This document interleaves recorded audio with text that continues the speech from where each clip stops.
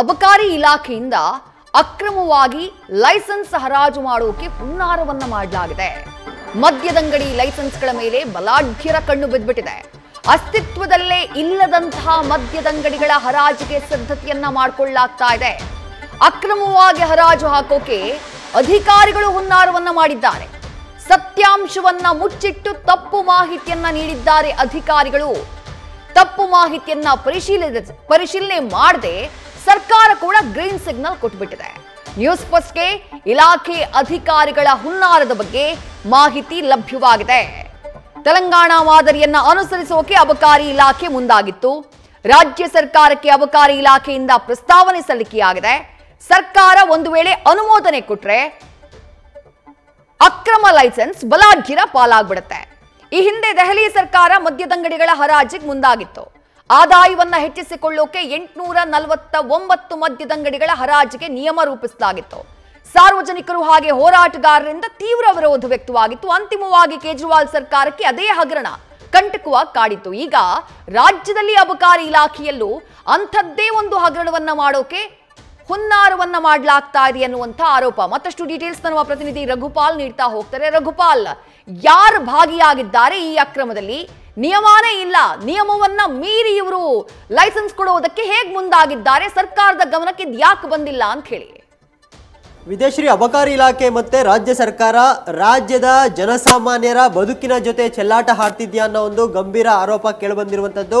ಕೇವಲ ರಾಜ್ಯ ಸರ್ಕಾರಕ್ಕೆ ಬರುವಂತಹ ಆದಾಯವನ್ನೇ ಅಬಕಾರಿ ಇಲಾಖೆ ಪರಿಗಣಿಸ್ತಾ ಅಥವಾ ಬಲಾಢ್ಯರಿಗೆ ಲೈಸೆನ್ಸ್ ಮಾರಾಟ ಮಾಡುವಂಥದ್ದು, ಹರಾಜು ಮಾಡುವಂಥದ್ದೇ ರಾಜ್ಯ ಸರ್ಕಾರಕ್ಕೆ ಇಂಪಾರ್ಟೆಂಟ್ ಆಯ್ತಾ? ಇಲ್ಲಿ ಜನಸಾಮಾನ್ಯರನ್ನ ಯಾಕೆ ಪರಿಗಣನೆಗೆ ತೆಗೆದುಕೊಳ್ಳಿಲ್ಲ ಅನ್ನೋ ಒಂದು ದೂರುಗಳು, ಆರೋಪಗಳು ಕೇಳಿಬರ್ತಿರುವಂಥದ್ದು.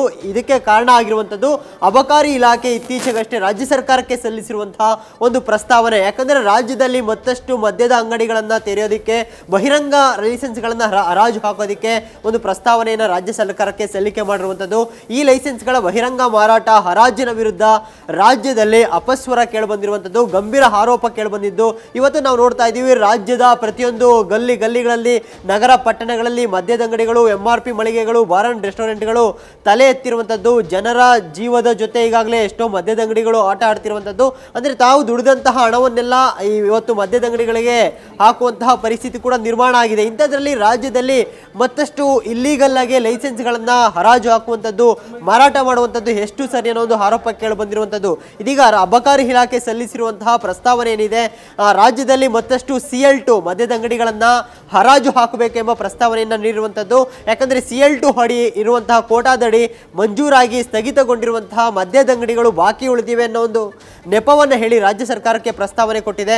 ಆದರೆ ಅಬಕಾರಿ ಇಲಾಖೆ ನೀಡಿರುವಂತಹ ಏನು ಸ್ಪಷ್ಟನೆ ಇದೆ, ಈ ಸ್ಪಷ್ಟನೆ ತಪ್ಪು ಮಾಹಿತಿಯಿಂದ ಕೂಡಿರುವಂಥದ್ದು ಅನ್ನೋ ಒಂದು ಆರೋಪ ಕೂಡ ಕೇಳಿಬಂದಿರುವಂಥದ್ದು. ಯಾಕಂದರೆ CL2 ಅಡಿಯಲ್ಲಿ ಈಗಾಗಲೇ ರಾಜ್ಯದಲ್ಲಿ ತಲೆ ಎತ್ತಿರುವಂತಹ ಒಟ್ಟು ಮದ್ಯದ ಅಂಗಡಿಗಳ ಸಂಖ್ಯೆ ನೋಡೋದಾದರೆ ಸುಮಾರು 3948 ಮದ್ಯದ ಅಂಗಡಿಗಳಿದೆ. ಅಂದರೆ ನಗರಕ್ಕೆ ಇಂತಿಷ್ಟು ಮದ್ಯದ ಅಂಗಡಿಗಳನ್ನು ನಿಗದಿ ಮಾಡಲಾಗಿದೆ, ಜೊತೆಗೆ ಗ್ರಾಮೀಣ ಭಾಗಕ್ಕೆ ಇಂತಿಷ್ಟು ಮದ್ಯದ ಅಂಗಡಿಗಳನ್ನು ನಿಗದಿ ಮಾಡಲಾಗಿರುವಂಥದ್ದು. ಅಂದರೆ CL2 ಅಡಿಯಲ್ಲಿ ನಗರ ಪ್ರದೇಶಕ್ಕೆ 2158 ಮದ್ಯದ ಅಂಗಡಿಗಳನ್ನು ನಿಗದಿ ಮಾಡಲಾಗಿರುವಂಥದ್ದು. ಗ್ರಾಮೀಣ ಪ್ರದೇಶಕ್ಕೆ 2048 ಮದ್ಯದ ಅಂಗಡಿಗಳನ್ನು ನಿಗದಿ ಮಾಡಲಾಗಿತ್ತು. ಆದರೆ ಒಟ್ಟು ಇಲ್ಲಿವರೆಗೆ 44,206 ಮದ್ಯದ ಅಂಗಡಿಗಳ ಪೈಕಿ ನಗರ ಪ್ರದೇಶದಲ್ಲಿ 2,510 ಮದ್ಯದ ಅಂಗಡಿಗಳು ತಲೆ ಎತ್ತಿವೆ. ಅದೇ ಗ್ರಾಮೀಣ ಭಾಗದಲ್ಲಿ 1,438 ಮದ್ಯದ ಅಂಗಡಿಗಳು ಓಪನ್ ಆಗಿರುವಂಥದ್ದು. ಇಲ್ಲಿ ನಗರ ಪ್ರದೇಶಕ್ಕೆ ಮತ್ತು ಗ್ರಾಮೀಣ ಪ್ರದೇಶಕ್ಕೆ ಸಾಕಷ್ಟು ತಾರತಮ್ಯ ಆಗಿದೆ. ಹೀಗಾಗಿ ಇದರಲ್ಲಿ ಕೋಟಾದಲ್ಲಿ ಸಾಕಷ್ಟು ಮದ್ಯದ ಅಂಗಡಿಗಳು ಅಂದರೆ ಮಂಜೂರು ಆಗದೆ ಉಳಿದಿವೆ ಅನ್ನೋ ಒಂದು ನೆಪವನ್ನು ಈಗ ಇಟ್ಟು ಅಬಕಾರಿ ಇಲಾಖೆಯಿಂದ ರಾಜ್ಯ ಸರ್ಕಾರಕ್ಕೆ ಪ್ರಸ್ತಾವನೆ ಹೋಗಿದೆ. ಇದರಲ್ಲಿ ಸುಮಾರು 258ಕ್ಕೂ ಹೆಚ್ಚಿನ ಲೈಸೆನ್ಸ್ಗಳನ್ನು ಮಾರಾಟ ಮಾಡೋದಕ್ಕೆ, ಹರಾಜು ಹಾಕೋದಕ್ಕೆ, ಜೊತೆಗೆ ಬಹಿರಂಗವಾಗಿ ಮಾರಾಟ ಮಾಡೋದಕ್ಕೆ ಸಿದ್ಧತೆಗಳನ್ನ ಕೂಡ ಮಾಡ್ಕೊಂಡು ನಮ್ಮ ಜೊತೆ ವಕೀಲರಾಗಿರುವಂತಹ ಕಿರಣ್ ಕುಮಾರ್ ಅವರು ದೂರವಾಣಿ ಸಂಪರ್ಕದಲ್ಲಿ. ಸರ್ ನಮಸ್ಕಾರ. ನಮಸ್ತೆ, ಹೇಳಿ ಮೇಡಮ್. ಸರ್, ಇದು ನಿಯಮ ಇರೋದೇನು ಅಬಕಾರಿ ಇಲಾಖೆದು? ಇವ್ರು ಯಾವ ರೀತಿ ಅಕ್ರಮ ಮಾಡ್ತಿದ್ದಾರೆ ಅಂತ ಹೇಳಿ. ಮೇಡಮ್, ಈಗ ಏನಾಗಿದೆ, 1987ರಲ್ಲಿ 4267 ಲೈಸೆನ್ಸ್ ಅನ್ನ CL2 ಕೋಟಾಗಳನ್ನ ಅಂದ್ರೆ ವೈನ್ ಸ್ಟೋರ್ಗಳನ್ನ ನಿಗದಿ ಮಾಡಿ ಸ್ಟೇಟ್ ಅಲ್ಲಿ ಒಂದು ಆದೇಶ ಮಾಡಿದ್ರು. ಅದರಲ್ಲಿ ಬಾಕಿ ಉಳಿದಿರೋ ಸನ್ನದಗಳನ್ನ ಹರಾಜ್ ಮಾಡ್ತೀವಿ ಅಂತ ಹೇಳ್ತಾ ಇದ್ದಾರೆ. ಈಗಾಗ್ಲೇ 2008-9ರಲ್ಲಿ 225 CL2 ಮತ್ತೆ 200 ಚಿಲ್ಲರೆ CL9 ಲೈಸೆನ್ಸ್ ಗಳ ಕೋಟಾನ ಇವರು MSILಗೆ ಟ್ರಾನ್ಸ್ಫರ್ ಮಾಡ್ಬಿಟ್ಟಿದ್ದಾರೆ. ಟೋಟಲ್ 468 ಚಿಲ್ಲರೆ ಕೋಟಾಗಳನ್ನ. ಈಗ ಮತ್ತೆ MSILಗೆ ಕೊಟ್ಟ ಮೇಲೆ ಮತ್ತೆ ಅದೇ CL2 CL9 ಲ್ಯಾಬ್ಸ್ಡ್ ಕೋಟಾನ ನಾವೀಗ ಹರಾಜು ಮಾಡ್ತೀವಿ ಅಂತ ಹೊರಟಿದ್ದಾರೆ. ಅಲ್ಲಿ ಅಸ್ತಿತ್ವದಲ್ಲೇ ಇಲ್ಲದೆ ಇರೋ ಲೈಸೆನ್ಸ್ ಕೋಟಾಗಳನ್ನ ಇವರು ಹರಾಜು ಮಾಡ್ತಾ ಇರೋದು ಇಲ್ಲಿಗಲ್ ಅಂತ ನಾವು ವಾದ ಮಾಡ್ತಾ ಇದೀವಿ. ಮೇಲಾಗಿ ಈಗ ಇದರಲ್ಲೇ ಒಂದಿಷ್ಟು ಓಪನ್ ಕೋಟಾಗಳಿದಾವೆ. 87 ಅಲ್ಲಿ ಫಿಕ್ಸ್ ಮಾಡಿರೋ ಕೋಟಾ ಬೇಸಿಸ್ ಮೇಲೆ ಒಂದಿಷ್ಟು ಕೋಟಾಗಳು ನೀಡ್ದೇನೆ ಬಾಕಿ ಉಳಿಸ್ಕೊಂಡಿದ್ದಾರೆ ಇಲಾಖೆಯವರು ತುಂಬಾ ವರ್ಷದಿಂದ. ಅದರಲ್ಲಿ ನಮಗೆ ಒಂದು ಕೋಟಾ ಗ್ರಾಂಟ್ ಮಾಡಿ ಅಂತ ಹೇಳಿ ಸುಮಾರು 71 ಜನ ಈಗ 8 ವರ್ಷದಿಂದ ಲೈಸೆನ್ಸ್ ಫೀ ಕಟ್ಟಿದ್ದಾರೆ. ಸೊ ಈಗ ಅದನ್ನ ಫೈಲ್ ಗವರ್ಮೆಂಟ್ ಅಲ್ಲಿ 8 ವರ್ಷದಿಂದ ಪೆಂಡಿಂಗ್ ಇಟ್ಕೊಂಡಿದ್ದಾರೆ. 11ಕ್ಕೂ ಹೆಚ್ಚು ಬಾರಿ ಅವರು ಒಂದು ಮೆಮೊರಂಡಮ್ ಕೊಟ್ಟಿದ್ದಾರೆ, ನಮ್ ಫೈಲ್ ಕ್ಲಿಯರ್ ಮಾಡಿ ಅಂತ. ಈಗ ಇವರು ಅದನ್ನ ಪೆಂಡಿಂಗ್ ಇಟ್ಕೊಂಡು ಈ ತರ ಎಲ್ಲ ಲೀಗಲ್ ಟೆಕ್ನಿಕಲ್ ಪ್ರಾಬ್ಲಮ್ ಇಟ್ಕೊಂಡು ಹರಾಜ್ ಮಾಡ್ತಾ ಇರೋದು ನಮ್ಗೆ ಯಾಕೋ ಇಲ್ಲೀಗಲ್ ಅಂತ ಅನಿಸ್ತಾ ಇದೆ ಮೇಡಮ್. ಸರ್, ಇವರು ಈಗ ಇಲ್ಲೀಗಲ್ ಮಾಡ್ತಿದ್ದಾರೆ ಅಂತ ನೀವು ಆರೋಪ ಮಾಡ್ತಿದ್ದೀರಿ. ಈ ಹಣ ಸರ್ಕಾರದ ಬೊಕ್ಕಸಕ್ಕೆ ಹೋಗ್ತಾ ಇದೆಯಾ ಅಥವಾ ಅಧಿಕಾರಿಗಳ ವೈಯಕ್ತಿಕ ಖಾತೆಗಳಿಗೆ ಹೋಗ್ತಾ ಇದೆಯಾ ಅಂತ ಹೇಳಿ? ಇಲ್ಲ, ಅದು ಸರ್ಕಾರದ ಬೊಕ್ಕಸಕ್ಕೆ ಹೋಗುತ್ತೆ. ಇವರು ಹರಾಜು ಅಂತ ಏನ್ ಮಾಡ್ತಾರಲ್ಲ, ಆ ಹರಾಜು ಸಿಸ್ಟಮ್ ಅಲ್ಲೇ ನಮ್ಗೆ ನಂಬಿಕೆ ಇಲ್ಲ.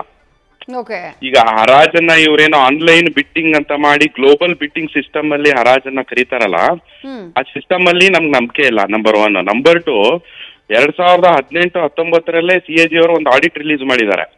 ಅದರಲ್ಲಿ ಹೇಳ್ತಾರೆ ಈ ಆನ್ಲೈನ್ ಬಿಟ್ಟಿಂಗ್ ಅಲ್ಲಿ ಯಾವ ತರ ಫ್ರಾಡ್ಗಳಾಗ್ತವೆ, ಕಾರ್ಟಲೈಸೇಷನ್ ಯಾವ ತರ ಆಗ್ತಾ ಇದೆ ಅನ್ನೋದನ್ನ ಅವಾಗ್ಲೇನೆ ಅವರು audit report, controller and audit general of India ಅವರು ಆಡಿಟ್ ರಿಪೋರ್ಟ್ ಅಲ್ಲೇ ಹೇಳಿದ್ದಾರೆ. ಆಮೇಲೆ ಈ ಇತ್ತೀಚೆಗೆ 3-4 ವರ್ಷದಿಂದ ಈ BDA ಸೈಟ್ಗಳ ಹರಾಜು, ಆನ್ಲೈನ್ ಹರಾಜು, ಆಮೇಲೆ APMC ಮಳಿಗೆಗಳ ಹರಾಜಲ್ಲಿ ಏನೇನಾಗಿದೆ, ರಿಗ್ಗಿಂಗ್ ಯಾವ ತರ ಮಾಡಿದ್ದಾರೆ, ಇದನ್ನೆಲ್ಲ ನಾವು ನೋಡಿ ಹರಾಜಲ್ಲೇ ನಂಬಿಕೆ ಇಲ್ಲ. ಯಾಕಂದ್ರೆ ಇಡೀ ಭಾರತದಲ್ಲಿ ನಮ್ ಕರ್ನಾಟಕ ಎಕ್ಸೈಸ್ ಆಕ್ಟ್ ಮತ್ತೆ ಸಿಸ್ಟಮ್ ಅಡ್ಮಿನಿಸ್ಟ್ರೇಷನ್ ಬೆಸ್ಟ್ ಅಂಡ್ ಒಂಥರ ಎಲ್ಲರಿಗೂ ಮಾಡೆಲ್ ತರ ಆಗಿದೆ ಇದು. ಸುಮ್ಮನೆ ಇವರು ಇದನ್ನ ಇಂಟ್ರೊಡ್ಯೂಸ್ ಮಾಡಿ ದೊಡ್ಡ ದುಡ್ಡಿದ್ದವ್ರಿಗೆ ಇವ್ರಿಗೆಲ್ಲ ಅನುಕೂಲ ಮಾಡಿಕೊಡೋ ಒಂದು ತೆರೆಮರೆ ಪ್ರಯತ್ನ ಸರ್ಕಾರದಿಂದ ಆಗ್ತಾ ಇದೆ madam. Right sir. Thank you Kiran Kumar sir, News First ಜೊತೆ ಮಾತನಾಡಿದ್ದಕ್ಕೆ. ನ್ಯೂಸ್ ಫಸ್ಟ್ ನಿರ್ಭೀತಿಯಿಂದ ನಿಮ್ಮ ಪರವಾಗಿ.